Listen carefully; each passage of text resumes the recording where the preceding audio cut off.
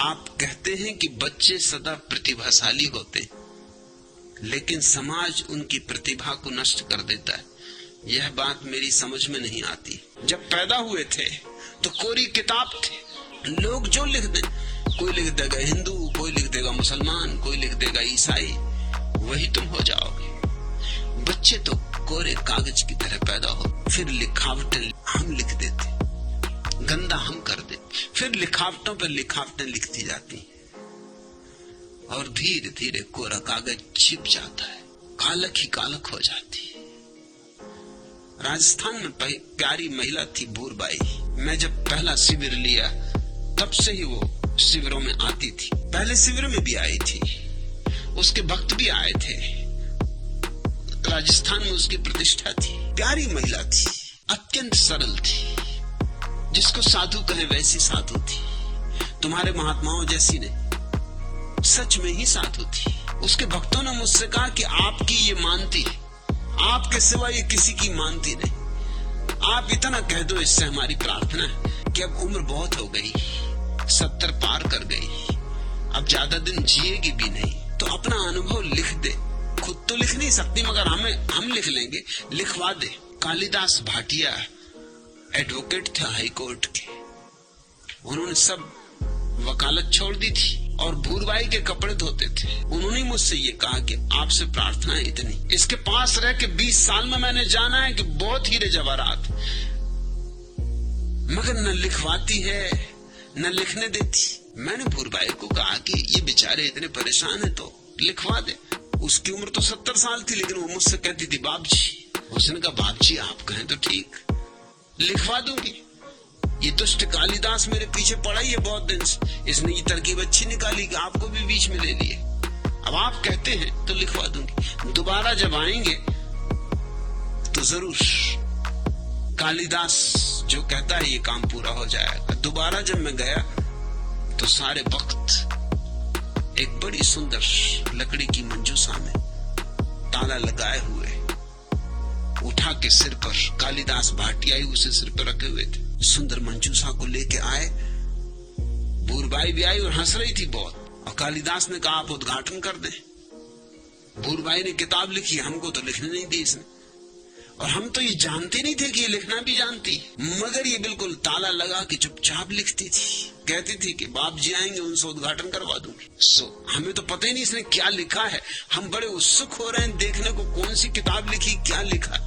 आप ये चाबी भूरबाई के पास है, वो आपको चाबी देगी, ये पेटी आप खोल दें और किताब निकाल के सबके सामने रख दें। मैंने पेटी खोली, किताब क्या थी, एक छोटी सी किताब, 10-12 पन्ने होगी, एक 2 इंच की लंबाई और कोई एक 1.5 इंच की चौड़ाई और 10-12 पन्ने।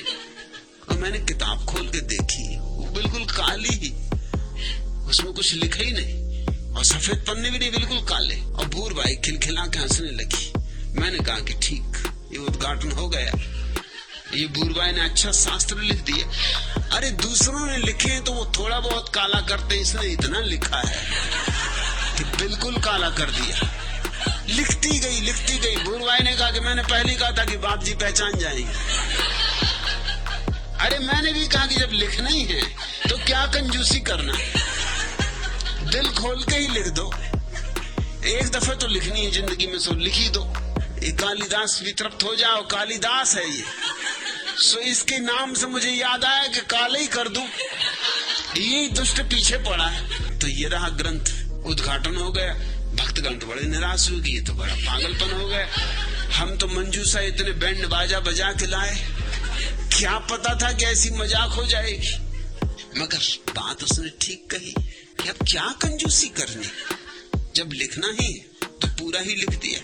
और तुम भी कंजूसी नहीं करते हो, बच्चों के साथ वही हो रहा है। माँ बाप लिख रहे हैं, पड़ोसी लिख रहे हैं, मोहल्ले वाले लिख रहे हैं, स्कूल में शिक्षक लिख रहे हैं, अध्यापक लिख रहे हैं, प्रोफेसर लिख रहे हैं, लिखे ही जा रहे हैं लोग, नेता और समाज सुधारक, और जो मिल जाए वही लिख रहा। अरे बच्चों को कौन सलाह नहीं देता, बिन मांगी सलाहें लोग दे रहे हैं। जिन सलाहों पर खुद कभी नहीं चले, उन पर बच्चों को चलाने की कोशिश कर रहे हैं। गुड़ डालते हैं, बिल्कुल काला कर देते हैं बच्चों को। उनकी प्रतिभा नष्ट हो जाती। अब जो हिंदू है, मुसलमान है, ईसाई, उसमें क्या खास प्रतिभा होगी? प्रतिभा हो तो हिंदू नहीं हो सकता। तो उसे हिंदू शास्त्रों में जो कचरा है 99% वो दिखाई पड़ेगा। वो कैसे हिंदू होगा? अगर वो प्रतिभाशाली हो तो जैन नहीं हो सकता, बौद्ध नहीं हो सकता, मुसलमान नहीं हो सकता, बुद्ध हो सकता है, कृष्ण हो सकता है, होगा, जीसस हो सकता, मोहम्मद हो सकता है, होगा, लेकिन मुसलमान नहीं हो सकता, ईसाई नहीं हो सकता। ख्याल रहे, ईसा ईसाई नहीं थे और न बुद्ध बौद्ध थे और न कृष्ण हिंदू थे। कृष्ण ने हिंदू शब्द भी नहीं सुना था, कभी सोचा भी ना होगा कि ये शब्द भी कभी इस जाति की खोपड़ी पर लिख जाएगा। ये जो लोग लिख गए वो दूसरे थे, ये हिंदुओं का अपना शब्द भी नहीं, ये भी उधार, ऐसी उधारी है कि कुछ भी अपना नहीं, सब उधार, ये शब्द भी उधार। पहली दफा इस देश में जो लोग आए, ऊन और बबर, उनकी भाषा में सा के लिए हा का उच्चारण होता है, तो सिंधु नदी को हिंदू नदी कहते थे और सिंधु नदी के आसपास जो रहते थे वो हिंदू। असल में हिंदू का अर्थ होता है सिंधु, हिंदी का अर्थ होता है सिंधी। सिर्फ सिंधी को हक है ये कहने का कि मैं हिंदू हूं, बाकी किसी को नहीं। सिंधी तो और आगे चले गए, वो कहाँ हिंदू वगैरह। उल्लासनगर में उन्होंने एक फैक्ट्री खोल रखी। उल्लासनगर में जो चीजें बनती हो वो समझो दुनिया में कहीं नहीं बनती।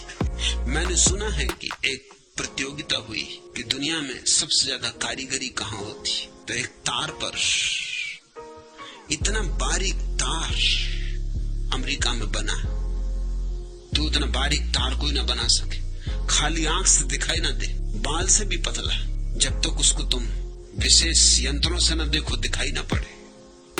उस तार को लेके वे लोग जर्मनी गए। जर्मनी के कारीगरों ने उस तार में एक छेद कर दी, दंग रह गए, हद कर दी कि तार में छेद कर दिया। फिर वो जापान गए, जापानियों ने उस तार पर बाइबल का एक वचन लिख दिया। हैरान हो गए, उन्होंने कहा अब इसके आगे कौन कारीगरी कर सकेगा, मगर उन्होंने कहा कि उल्लासनगर जाओ। अभी एक जगह और बाकी, उल्लासनगर। उल्लासनगर कहाँ है? पता लगा कि उल्लासनगर आए। उल्लासनगर में एक सिंधी कारीगर ने उस पर लिख दिया मेड इन यूएसए। बड़ी कारीगरी से लिखा है, लेकिन पूछा उन्होंने कि हद कर दी, रहते हिंदुस्तान में हो, उल्लासनगर हिंदुस्तान में, मेड इन यूएसए क्यों लिखते हो? अरे मेड इन इंडिया क्यों नहीं? उन्होंने कहा यूएसए का तुम्हारे बाप का, सिंधियों का। अरे यूएसए का मतलब होता है made in Ulhasnagar Sindhi association. वो तो कहाँ हिंदुस्तान वगैरह को मानते, वो तो बहुत आगे निकल चुके, हर चीज मेड इन यूएसए बना देते, बनती उल्लासनगर में। सिर्फ सिंधी को हिंदू अगर कहे तो चल सकता है, बाकी तो किसी को हिंदू कहने की कोई जरूरत नहीं। मगर उसी हिंदू शब्द से सारे शब्द बने। फिर जब ग्रीक भारत आए, यूनानी, तो उनकी भाषा में और फर्क हो गया। वो हिंदू को, सिंधु को सिंधस कहते थे या हिंदस। यूनान तक पहुंचते पहुंचते सिकंदर के साथ ये शब्द इंदस हो गया, और इंदस से इंडिया। इंडिया और हिंदू दोनों सिंधु शब्द से ही पैदा हुए, और दोनों विजातियों ने दिए, तुम्हारा दिया हुआ शब्द भी नहीं। प्रतिभा की कहां बात करते हो? कोई प्रतिभाशाली होगा जो हिंदू है कि मुसलमान है कि ईसाई है? प्रतिभाशाली व्यक्ति केवल मनुष्य होता है, और छोटे बच्चे मनुष्य की तरह पैदा होते, और तुम उनकी प्रतिभा हर जगह दिखाई पड़ सकती है। भतीजा, चाचा जी, आप मेरे जन्म दिवस पर जो एक नन्हा सा खिलौना लाए थे उसके लिए बहुत बहुत धन्यवाद। चाचा ने कहा बेटे इसमें धन्यवाद की क्या बात है? भतीजे ने कहा वैसे मेरी भी यही राय है, लेकिन मम्मी ने कहा कि फिर भी धन्यवाद तो देना ही चाहिए। प्रतिभा। छोटा बच्चा अपने बाप से पूछ रहा आप कहाँ पैदा हुए थे पापा? पापा ने कहा बंबई में। और मम्मी पैदा हुई थी मद्रास में। और मैं कहाँ पैदा हुआ था? बाप ने कहा कलकत्ते में। तो बच्चे ने पूछा पापा एक बात मेरी समझ में नहीं आती कि हम तीनों एक साथ मिल कैसे गए? कहाँ बंबई, कहाँ मद्रास, कहाँ कलकत्ता? क्या गजब हो गया। एक महिला ने सड़क के किनारे किसी बच्चे को सिगरेट पीते देखा तो बोली क्या तुम्हारे पिता को मालूम है कि तुम सिगरेट पीते हो? बच्चे ने बोला नहीं, परंतु क्या आपके पति को मालूम है कि आप बाजार में, सरे बाजार में रुक रुक कर अजनबी लोगों से बातें करती?